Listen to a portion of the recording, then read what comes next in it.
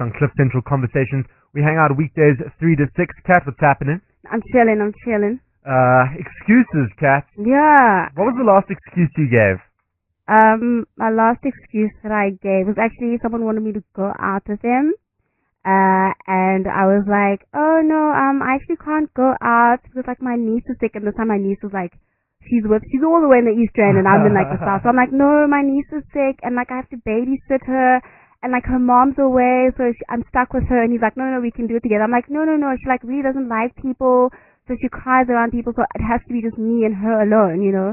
So that was my latest excuse. Telana's here to talk excuses with us. Yeah. What's happening? Hello. Telana, what are excuses if we're defining it? If we were to define excuses, they are like the reasons why, the justifications, the explanations we come up with, usually to not have to do what we don't want to do. Instead of just saying, no, I don't want to, like your excuse, you just gave, an example you just gave. Instead of saying, no, I don't want to go out with you, it's like you'd rather come up with this whole long other story about something else. Yeah. So what's the difference between an excuse and a lie? There's usually some even little bit of overlapping. Truth, yeah. I mean, so do you have a niece? Yeah, I do have a niece. I'm not sure wasn't sick. My little white lie, yeah. So it can be. So if you look at the psychological term for excuse making is rationalization. Okay. And that's, they actually say it's when you come up with, it's often irrational kind of ideas. You kind of come up with the reasons to convince yourself of why you can't do something or shouldn't do something, and often there's not much basis to it. So now a bit later I'm going to share a self-coaching technique with you, and that's to help make that distinction, because then you can make that distinction of what's actually valid and what's not. So what's the lie, if we're using that word, then it helps you to overcome it.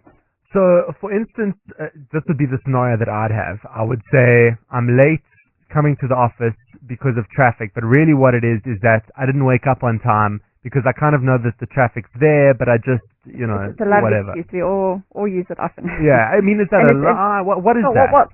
There is a legitimate part to it. Sometimes there is really traffic. Okay. If someone else says, your boss is in the office, he doesn't know. He's already missed the traffic because he's already in the office. Okay. So he's not going to be able to see. So that part of it, is it's a probable excuse. There could really be traffic, and that's why, and you never know, there's one accident or one traffic light out, and that can cause a There's 3 types of excuses. Yeah, so I wanted to speak a bit about the different types of excuses, and the one is that what I call like the intentional excuse, which is what the example you've just given.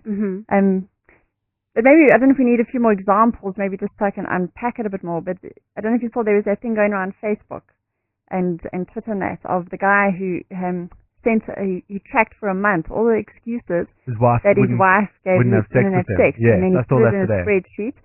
He sent it through to her as she was about to leave, because I went and followed up. This was so interesting, wasn't it? This discussion around excuses. So I mean, she gave excuses like, I'm watching the show. It was a friend's rerun. I feel sweaty and gross. I need a shower. But then he noticed that she didn't actually shower until the next morning. I'm exhausted. What kind of excuses are these? She didn't want to sleep with him. Yeah. So she was just putting it in a nice way. She's putting it there. I'm trying to watch the movie, and then she fell asleep 15 minutes later. So if you think of that one in particular, she doesn't really want to watch the movie. Yeah. But it was something that she could say, I'm watching the movie right now, and 15 minutes later she was asleep. If you find out, if you read more about the comments and that, her underlying thing, and I think from some of the excuses, I feel gross, and that is she had actually put on a whole lot of weight, and it wasn't comfortable with her body image. So she had started going to gym, and that's why she often felt sweaty and that, and came home. But yet so if you look then at the intentional excuse was, I'm watching the movie. So, can't. But the next level of excuse is what I call the unconscious excuse. So what's really going on is she is just too embarrassed about her body image right now that she doesn't feel attractive and doesn't want to get intimate, even though he obviously doesn't have a problem with it. Yeah, he's fine. Yeah. And so it's easier to blame it on the TV than admit what the truth is. Yeah. And then there's legitimate excuses, which is there is really traffic. Or that she maybe in her instance she had hurt her back and she really can't have some fun. Yeah.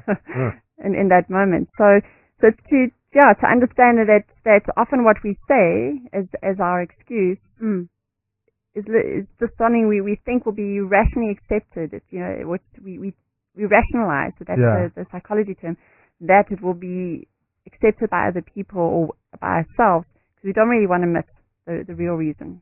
Let's analyze this excuse from Daniel via WeChat. An excuse I use a lot and often is that I was busy and I didn't get time to insert activity here, even though I wasn't necessarily busy, just plain lazy, or I just didn't want to do whatever it was that I was meant to do. What kind of excuse would that be? So his excuse that I didn't have the time is the first level. We say the intentional kind of what you're telling the person or the person. But if he's even slightly aware of the excuse behind that, the reason behind that being just too lazy. Yeah. So probably I would, if I was coaching him, I'd ask him, so, that activity, how important is it?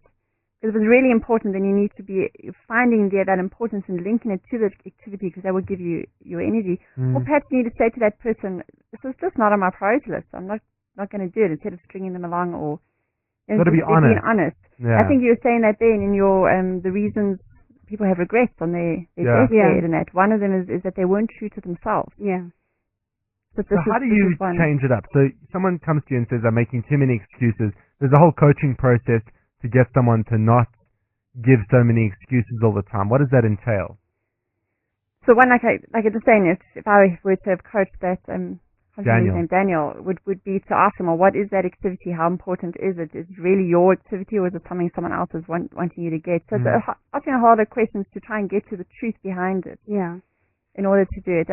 Just now we're going to phone up Terry, because he's willing to actually be coached on air. So I'm going to take him through a self-coaching. It's a great tool. Cool. So I don't want to get into that just yet, but more it's just to, I don't know, ask me a question again, because I feel like I'm going off track now.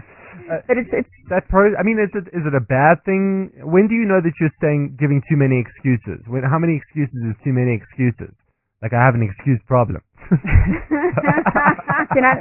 I was thinking about this as well. Like, is there good sides to excuses or not? So for me, the excuse is when it's holding you back from achieving what you want to achieve, or from growing your relationships, or engaging with people, or keeping you sheltered. And you're not really getting the most out of life. So you're going to end up as one of those people on deathbed with all these regrets. Oh, it's difficult to draw the line, though. But so I try to differentiate the different types of excuses. So it's maybe some just being aware of, it's okay to have an excuse when you don't want to go to a friend's party for whatever reason, and you just don't want to be honest about that reason. And then you come up with my niece is sick, or wash my hair, or the dogs need to be fed, or whatever it is. It's like it's like a supper ways in society to go, to get manage interactions. But at the same point, when you start excusing yourself, that's when I get really sad, because then it's not just that, but it's like we let ourselves off the hook. Yeah. We say we really, really want this goal, and then we don't do anything about it. It's an interesting one. So I'm not a madly social person. So I'm pushing myself more and more now to go out on weekends, even though it's winter, and to see people and to interact, even though I find it, it's difficult to do. But I guess it's about being conscious of, okay, cool, I'm going to give an excuse now why I don't want to do this, but why am I giving this excuse? So maybe examining the excuse a little bit more before just making that the default action that I take. Yeah, so it's being more conscious and more aware, because then you always have more choice. Yeah. Because often even the intentional excuses, I call it the first level of excuse, is an unconscious process. You'll just say things. I mean, I realized just preparing for this and thinking about it, and from seeing that spreadsheet what the excuses for why I didn't want to have sex. Oh, like, what excuses do I use? And I know I use money as one often, I can't afford it, or time. Time is a great example. It's so easy to say, I don't have time. You've got to stop and think, well, I mean, if I woke up a little earlier, I would have the time. If I didn't go and think about the TV for this half an hour, I could actually go for that run. Down with excuses. We're killing excuses on Cliff Central. We are. Screw you stupid excuse. And we're going to do some live coaching after this. We're going to take a listen to a song super quick. And then after this, we're going to be speaking to Kerry, you said. Yes. And Kerry's got an excuse, and you're going to take them through a coaching process so that they stop excusing themselves so instantaneously without there being a real thought process as to why am I doing this. If you've got a comment on excuses, you have no excuse. You have to message us on WeChat. Just go into the Cliff Central account and message to show. We're going to do a live coaching session with Telana after this. Cliff Central Conversations. We hang out weekdays 3 to 6, and we discuss very important things on the show, like excuses. And ain't nobody got time for excuses. Ain't nobody got time for excuses. Ain't nobody got time. Except when it comes to dishes. Number one in that part. Yes. Yes. Things that I excuse myself from the most are probably chores. I agree with you. Exercise is another one. Getting better at that one, but Okay, I'm not. eating well. Yep. It's not convenient for me to eat that. I don't have time. I'm so tired. Yeah, let me just have the fast food now instead of going and making something. Yeah, I use a lot of excuses actually, and they only cheat myself at the end of the day, really, which is what we're learning. Life coach Telana Simpson's with us in studio. We're about to do a live coaching session for how to stop giving so many excuses. Kerry's on the line. Kerry, what's happening? Hello, is it Ari? Yeah, what's happening, dude? Hi. Yeah, no, all good, eh? Are you good? Well, how did you? Where are you sitting right now? And how did you get? What excuses did you use to get out of the room you were in? Very good question. Fortunately, I'm a business owner, so I have a say in what I can do during the day. So I'm sitting in a boardroom now, one that I've picked, and nice and quiet and ready for this chat. Very cool. Okay, so Telana, take it away. Great. Well, thank you so much for volunteering. Oh, thank you, Telana. Awesome. Very interested. So I know we spoke very briefly just before this, and I'll let you know all the details on that. But you said you have a goal or a dream that you've been wanting to accomplish for a while. What is that? Yes. So for me, I know that I'm born to be a successful sought after public speaker and trainer, that's what it is. Okay. And so just maybe just for your listeners, those that are listening, you can also take yourself through the process as I talk about it and share in the studio too. If you've got any dream or goal that you keep excusing yourself from, and we'll see if we can make a whole lot of noise in a whole lot of places. So with this dream then to be a public speaker, have you done any gigs yet? Have you been asked to? I have. I've been fortunate enough over a number of years. I've done a couple of talks. I've kind of talked on a number of topics, mostly around digital marketing. But I've spoken at some conferences. I've spoken at some workshops, and I've been interviewed as well from time to time. I've had an interview that was recorded. It made it onto TV, and I've had some newspaper interviews and those kinds of things. So you've had some experience. But has there ever been a time then where you've excused yourself from doing a talk? Yes, there has been. Yeah, when it seemed quite daunting, I've kind of shied away from it. So, what excuse did you give the person who asked you? I said that I was busy, or I couldn't make the trip, or it was I wasn't too clued up on the topic. And very good at thinking up excuses on the spot. I must tell you.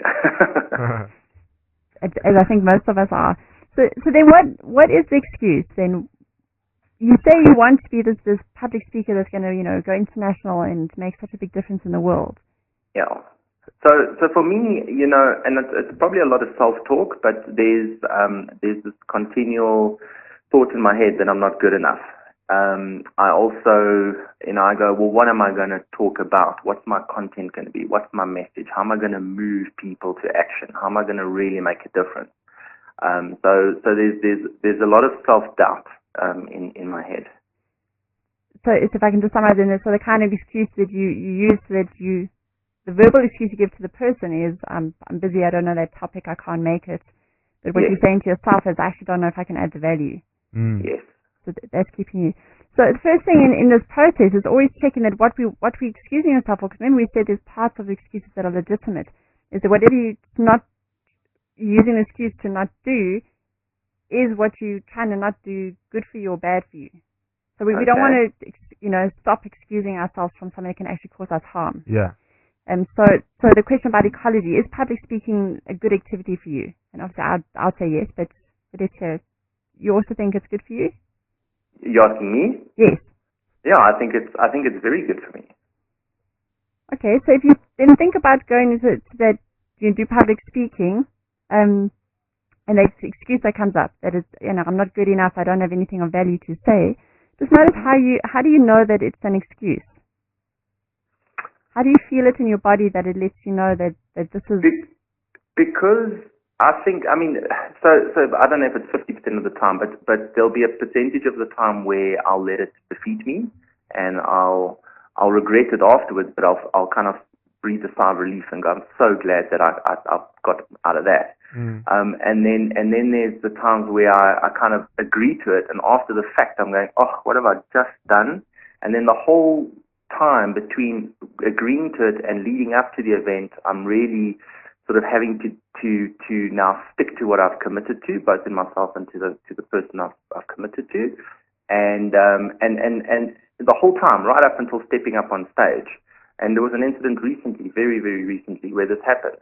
And when I got the opportunity and I did step up on stage and I said what I needed to say and I walked off, I sat down and I was like, I've done it, yay. And it was like another confirmation, but it's just to get myself there. It just feels like it's such hard work.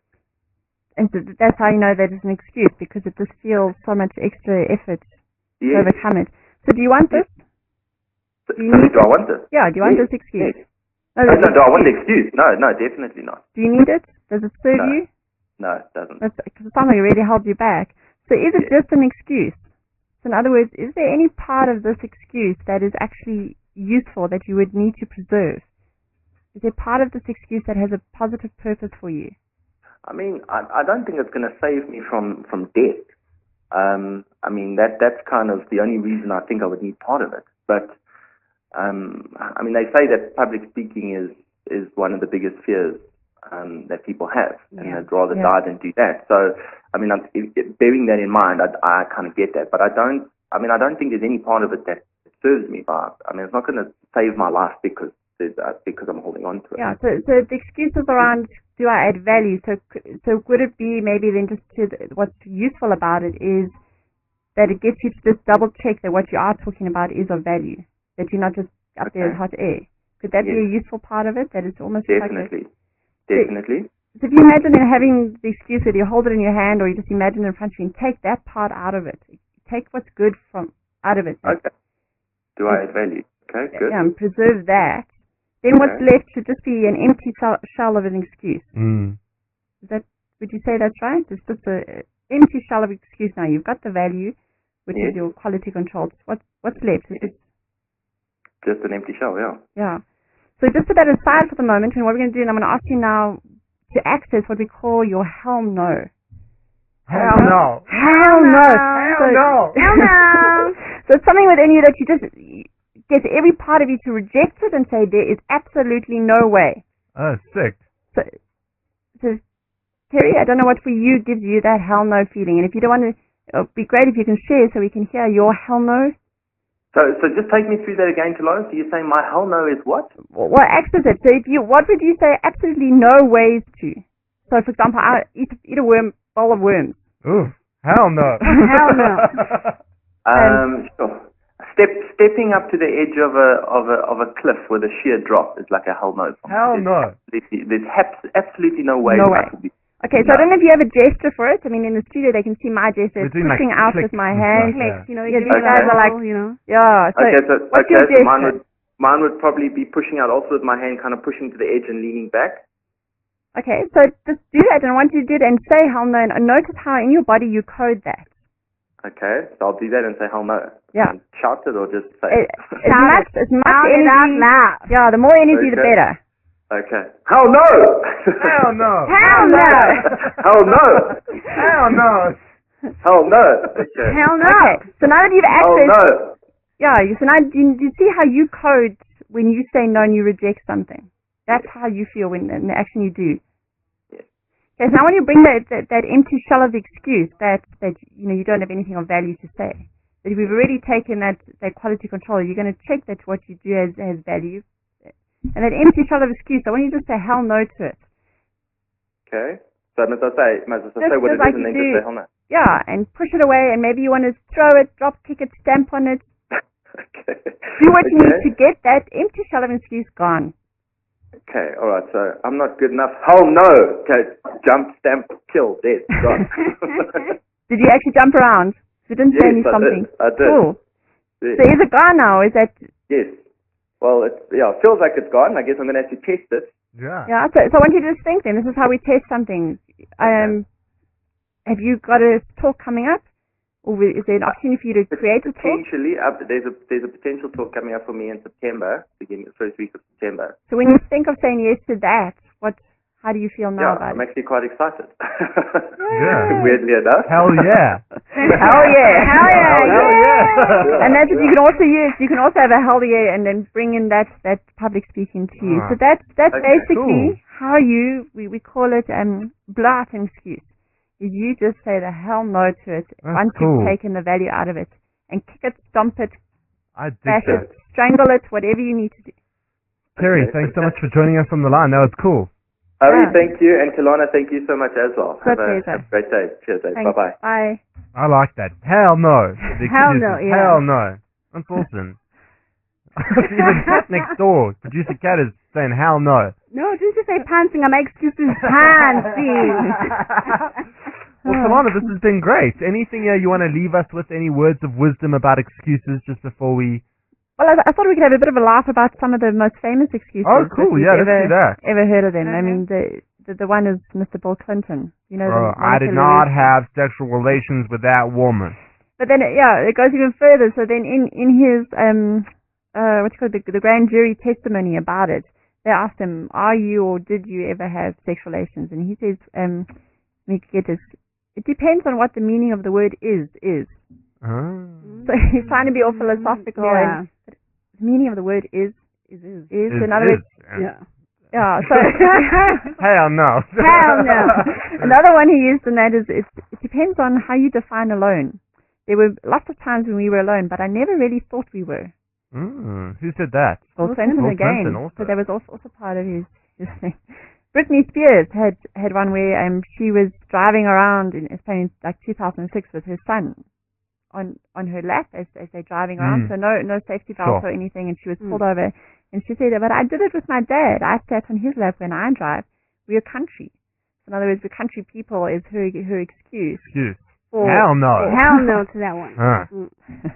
Yeah, Winona Ryder, she was caught for shoplifting, $5,000 worth. Gee. Apparently, that's quite a bit. Her I wonder what excuse, she stole. yeah. She was a... 5,000. And what do you think excuse she gave for it? I didn't realize it was in my bag. Yeah, that's what we all. She said something about it was a misunderstanding, and then she was preparing for an upcoming role. So there was, Oh, wow. These excuses, ain't nobody got time for that. Telana, listen, thanks so much for coming in. that's a pleasure. And we will now excuse you. A different meaning of that A word. different meaning of this. How do we yes. keep up with you? You can tweet me at Telana, Telana. Super. And coming up after this, I don't know if he's in the building just yet, He's but not in the building yet. Speedster's going to be here in a bit. This is Cliff Central Conversations. If you want to be part of the show, just drop us a line on WeChat. You can go into our Cliff Central account and message to show. You have no excuses as to why you shouldn't message in. Hell no! Hell no! Hell no!